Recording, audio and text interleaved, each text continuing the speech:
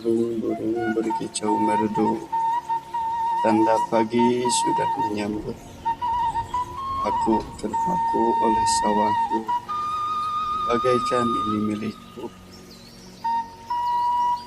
Aku menutup mata, membentangkan kedua tangan lebar, tenang, damai, sejuk dan riang. Aku bagaikan angin yang melayang di atas sana. Tuhan, kagumku sulit kuungkapkan, juga sulit kupendam. Dari pagi hingga malam, pesona sawahku tak pernah sirna. Angin menggesir seirama angin, pepohonan menari di atas sana. Indahnya sawahku, bagai taman surga, meski aku belum pernah ke sana. Indah dan sempurna, aku pun terpana dan terbuai, juga terkesima. Aku harus menjaganya, juga melestarikannya, agar indahnya tak pernah padam. Sekarang kita berada di sawah Desa Manjol. Nah, secara mitos ini banyak hal, banyak kejadian yang terjadi di sini di sawah desa. Tapi menurut saya, segala hal apapun yang terjadi tentang sebuah peristiwa itu semuanya itu logis, ilmiah, termasuk yang sering terjadi di lokasi ini, terutama nih di sini nih ada batu nih. Nah, menurut cerita masyarakat, di batu ini sering terjadi kejadian aneh-aneh. Padahal menurut saya itu adalah hal yang wajar, karena kalau kita lihat ini bentuk batunya itu memang betul bukan batu biasa. Ini adalah batu anomali magnetik. Ini adalah batuan atas yang dibuat atas campur tangan manusia. Mungkin ini berapa ratus tahun atau berapa ribu tahun ke belakang, zaman dulu ada kehidupan. Ini salah satu bukti nyata bahwa di sini ada kehidupan. Sehingga inilah bukti nyatanya. Batu anomali ini adalah dibuat oleh tangan-tangan manusia. Leluhur-leluhur kita yang begitu supernya cara berpikirnya, sehingga menemukan teknik atau cara bagaimana caranya untuk mengurus alam semesta ini. Atau jangan dulu berbicara semesta lah, untuk mengurus bumi yang kita pijak ini dengan jalan membuat anomali-anomali atau dorpal-dorpal, sehingga tujuannya itu untuk mengakselerasi molekul di dalam tanah. Yang dihasilkan itu adalah, kalau berbicara tentang kemanfaatan, ada manfaatnya. Ketika nanti ada sebuah gempa dengan medan elektromagnetik yang ditimbulkan dari dorpal pun batu anomali itu bisa meredam gempa, karena gelombang itu harus dilawan dengan gelombang ya, termasuk ini salah satu bukti ini. Nah, kalau batuan biasa itu mungkin angkanya itu akan sama. Ini adalah alat untuk mendeteksi medan elektromagnetik. Nah, kita cek semuanya. Nah, lihatlah, ini bisa mencapai 300, 400, bahkan di angka 500.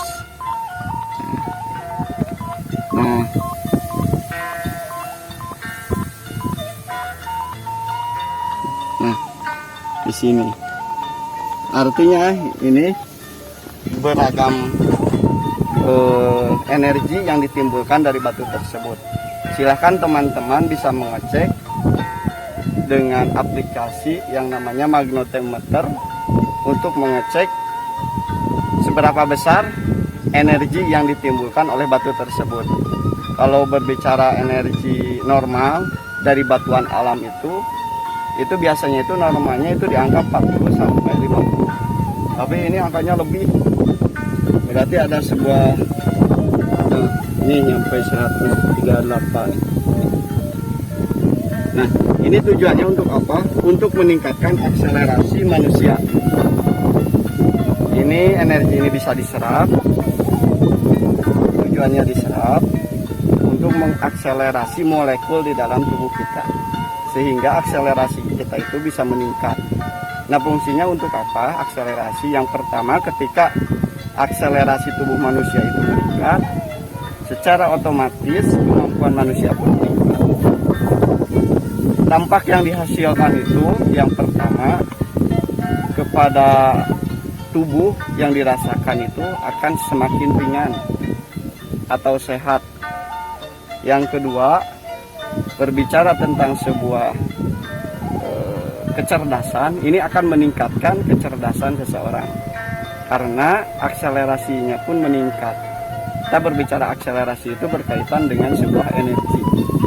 Nah, jadi intinya untuk meningkatkan energi, kita bisa manfaatkan batu ini untuk bisa diserap energinya, sehingga penyerapan energi itu baik untuk kesehatan dan baik juga untuk meningkatkan kecerdasan seseorang. Nah, itulah sebagian kecil salah satu bukti silsilah atau sejarah di kampung Muncul, di kampung Tegal Jambe, di desa Muncul, kecamatan Cilaku, Kabupaten Cianjur. Mungkin nanti ada tempat yang lain yang bisa dibuka. Kita berbicara sebuah fakta. Nah, inilah realitanya, faktanya itu ada, barangnya ada gitu. Jadi bukan mitos lagi. Nah, kenapa di sini suka terjadi hal-hal yang mitos? Entah itu ada sejenis jin atau apa makhluk lain, dan sehingga kadang-kadang sifatnya itu sama, seolah-olah itu ada terus menghilang lagi. Bisa jadi itu pergesekan antara energi dengan energi sehingga menimbulkan yang namanya hologram. Nah, itulah hologram itulah. Kadang-kadang orang berpikir itu adalah sebuah makhluk gaib. Padahal kadang-kadang itu hologram, berbenturan antara energi yang satu dengan energi yang lain, atau perpaduan energi yang satu dengan energi yang lain, sehingga bisa timbul yang namanya hologram. Itu mungkin saja untuk pengetahuan sekilas, pemaparan di dunia mistis. Padahal mistis itu meskipun dikatakan mistis ataupun gaib gitu, semuanya itu bisa diteliti, bisa dijabarkan, bisa dijelaskan secara ilmiah. Maaf sekali, jangan ini dikait-kaitkan dengan pemahaman salah. Kita berbicara di luar syarat, di luar agama. Silakan sesuai keyakinan masing-masing. Ini berbicara tentang sebuah pengetahuan di mana kita harus mempelajari berbagai ilmu supaya kita bisa mendapatkan ilmu yang seluas-luasnya. Kalau pemahaman itu disempitkan, maka ilmu yang didapatkan itu akan sempit. Jadi kita jangan pernah menolak pemahaman ilmu. Untuk apa? Untuk supaya kita bisa menambah ilmu yang seluas-luasnya. Tidak salah itu ada sebuah pepatah ataupun keterangan. Saya tidak tahu itu hadis atau dalil. Air lautan dibuatkan untuk tinta demi untuk menuliskan sebuah ilmu Allah Subhanahu wa taala tidak akan cukup. Nah, artinya berbicara tentang sebuah ilmu, inilah alam semesta ini. Banyak hal yang perlu kita gali dan teliti karena begitu luasnya ini alam semesta. Sehingga alam semesta ini akan memberikan kabar atau berbentuk pepatah bisa jadi, sehingga bisa ditafsirkan. Tujuannya itu untuk supaya manusia itu bisa berpikir bijak sehingga bisa melakukan perilaku yang sifatnya itu bijak, dan bisa juga seluruh manusia itu bisa melakukan perihal-perihal yang menjadi dampak dari perihal atau kegiatan tersebut menjadi keseimbangan kehidupan. Itulah seimbang itu yang kita akan yang akan kita teliti. Insya Allah dengan keseimbangan kehidupan itulah ketentraman. Cek bahasa Sunda mah lamun berat sabelah nusok rada oleng deh. Nah kita harus memunculkan kesadaran setiap manusia. Dengan kesadaran inilah sesuai fakta dan realita. Mudah-mudahan semua manusia bisa membuka, bisa menerima perihal-perihal yang ada di depan mata dan nyata. Bukan meyakini perihal-perihal